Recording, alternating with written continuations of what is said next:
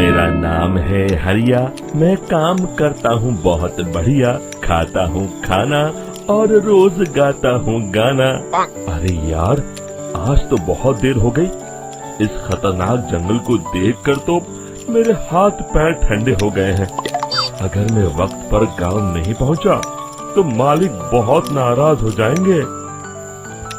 तभी हरिया को एक आवाज सुनाई देती है। सुनिए हरु जी। अरे, ये आवाज किसने दी? तभी हरिया को सामने कुछ दूर एक औरत खड़ी दिखाई देती है। अरे भाई, ये औरत अकेली इतनी रात को इस जंगल में क्या कर रही है? चलकर पूछना पड़ेगा। फिर हरिया अपनी बैलगाड़ी उस औरत के सामने लाकर रोक देता है और उससे पूछता है। अरे सुनिए, आप इतनी रात को इस खतरनाक जंगल में अकेली क्या कर रही हैं? तभी वो औरत मीठी आवाज में कहती है। अरे हरु जी, आप आ गए। मैं कब से आपका इंतजार कर रही थी। वैसे तो यहाँ से काफी लोग गुजर चुके हैं, लेकिन मैं खास आपका इंतजार कर रही थी। अच्छा, तुम सच कह रही हो? मुझे तो यकीन नहीं हो रहा है। वो क्या है ना, आज तक किसी ने मुझसे इतने प्यार से बात नहीं की। हाँ हाँ हरु जी, मैं सच कह रही हूँ।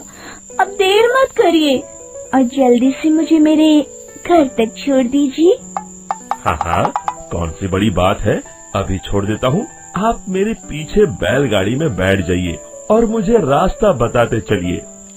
फिर वो औरत हरिया की बैलगाड़ी में बैठ जाती है और हरिया बैलगाड़ी हाँकता हुआ आगे चल पड़ता है। फिर उस औरत के बताए हुए रास्ते पर चलते चलते हरिया बैलगाड़ी लेकर एक काली गुफा के आगे आकर रुक जाता है। हरिया उस औरत से पूछता है। हाँ देवी जी, आपका घर कहाँ है? यहाँ तो एक गुफा के अलावा और कुछ नहीं है। तभी अचानक वो औरत हवा में उड़ने लगती है। देखते ही देखते उसका सुंदर रूप एक डरावनी चुड़ैल में बदल जाता है और वो जोर जोर से हंसती है। अरे तू तो एक नंबर का बेवकूफ निकला। तू तो बड़ी आसानी से मेरी बातों में आ गया। अरे मर गया रे, ये तो एक चुड़ैल है। हे भगवान बचा ले, ये तो बड़ी डरावनी दिखाई दे रही है। और फिर अगले ही पल हरिया की बैलगाड़ी में रखा सारा सामान हवा में उड़ता हुआ उस काली गुफा के अंदर चला जाता है और वो चुड़ैल भी उस गुफा के अंदर जाकर कहीं गायब हो जाती है। हरिया ये नजारा देख बुरी तरह घबरा और परेशान हो जाता है। अरे, ये चुड़ैल तो मेरा सारा सामान लेकर गुफा में गायब हो गई। अब क्या होगा? अगर मैं गांव खाली हाथ गया तो मालिक मेरी अच्छी खबर लेंगे। मेरी इस बात का कोई यकीन भी नहीं करेगा। फिर आखिर वही हुआ। हरिया के मालिक चंपक सेठ को हरिया की किसी भी बात पर रत्ती भर भी यकीन नहीं हुआ। चंपक सेठ को लगा हरिया झूठ बोल रहा है और उसने ही लालच में आकर सारा सामान हड़प कर लिया है। फिर हरिया को बेईमान समझकर चंपक सेठ उसे काम से निकाल देता है। अगले दिन अपनी दुकान में परेशान बैठा चंपक सेठ गुस्से में बड़बड़ाता है। अरे, दुकान में तो सामान बिल्कुल भी नहीं है। अब मुझे ही शहर जाकर सामान लाना होगा। फिर वो अपनी बैलगाड़ी लेकर शहर चला जाता है। शहर से सामान लेकर जब चंपक सेठ वापस गांव लौट रहा होता है, तभी उसे एक आवाज सुनाई देती है। चंपक जी, ओ चंपक जी। अरे, ये तो कोई मेरा नाम लेकर मुझे पुकार रहा है। फिर उस रास्ते में वही औरत खड़ी दिखाई देती है। फिर क्या था, हरिया की तरह चंपक सेठ भी उस औरत के पास अपनी बैलगाड़ी लेकर जाता है और वो भी उसकी चिकनी चुपड़ी बातों के मुंह जाल में फंस जाता है। फिर चुड़ैल उसे भी अपनी गुफा तक ले जाती है और उसका सारा सामान लेकर गुफा में गायब हो जाती है। बेचारा चंपक सेठ लाचार होकर खाली हाथ गांव लौट आता है। फिर ये उस जंगल में रोज की बात हो जाती है। जो कोई भी शहर से कुछ लेकर गांव की तरफ लौटता, वो चुड़ैल उसे बेवकूफ बनाकर उसका सारा सामान लेकर गुफा में गायब हो जाती। एक दिन हरिया एक लकड़हारे को उसी जंगल की तरफ जाते हुए देखता है। फिर हरिया उसे रोकते हुए कहता है, अरे भाई, क्यों अपनी मौत को दावत दे रहे हो? मेरी बात मानो, आगे जंगल में मत जाओ, वहाँ एक बड़ी भयानक चुड़ैल रहती है।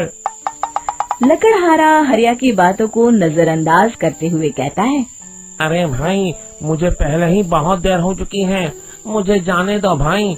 शाम तक लकड़ियाँ काट कर शहर के बाजार में बेचना है। तुम अपनी ये कहानी किसी फुर्सत में बैठे इंसान को सुनाओ, मैं तो चला। इतना कहकर लकड़हारा वहाँ से आगे जंगल की तरफ चला जाता है। फिर अगले दिन गांव के मुखिया के घर के बाहर बहुत सारे लोग जमा हो जाते हैं। तभी हाथ में कुल्हाड़ी लिए खड़ा लकड़हारा कहता है, अरे मुखिया जी, अब आप ही हमें बचाइए उस जंगल वाली चुड़ैल से। हमारा सारा काम तो शहर से ही होता है। अरे मुखिया जी, उस चुड़ैल की वजह से तो मैं पूरी तरह बर्बाद हो गया हूँ। हम सबको मिलकर उस चुड़ैल का कोई इलाज करना पड़ेगा। तभी भीड़ में खड़ा वीरा कहता है, आप लोग चिंता मत करिए, कल से वो चुड़ैल किसी को नहीं लूट पाएगी। मेरे पास एक बहुत अच्छी तरकीब है। तभी चंपक सेठ उसका मजाक उड़ाते हुए कहता है, अरे तेरा नाम वीरा है तो क्या हुआ? तूने अभी उस चुड़ैल को देखा नहीं है? जाकर अपना काम कर, बड़ा आया। तब मुखिया जी कहते हैं, नहीं चंपक सेठ, मुझे लगता है हमें इस लड़के को एक मौका देना चाहिए। फिर सभी गांव वाले मुखिया जी की बातों से सहमत हो जाते हैं और वीरा शाम को एक बैलगाड़ी में कुछ सामान लादकर उस जंगल की ओर चल देता है। वीरा, ओ वीरा, कहाँ जा रहा है? तभी वीरा मुड़ के देखता है, वही चुड़ैल एक औरत के रूप में खड़ी है। अरे बहन जी, मैं आपको ही ढूंढ रहा था। देखिए, मैं आपके लिए क्या लाया हूँ। अरे वाह, तो खुद मेरे लिए इतना सामान लाया है। तू ही अकेला गांव में समझदार है।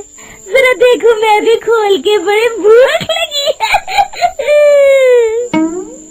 जैसे ही चुड़ैल उस सामान पर से कपड़ा हटाती है, एक भगवान शिव की तेज रोशनी उसके अंदर मूर्ति से निकलती है और चुड़ैल अपने असली रूप में आकर जलने लगती है।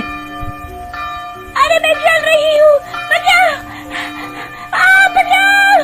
ओम नमः शिवाय, मर गई मैं! देखते ही देखते वो चुड़ैल राख के साथ उड़ जाती है और सभी गांव वाले भी वहां जाते हैं। शिक्षा बुराई पे सदा अच्छाई की ही जीत होती है।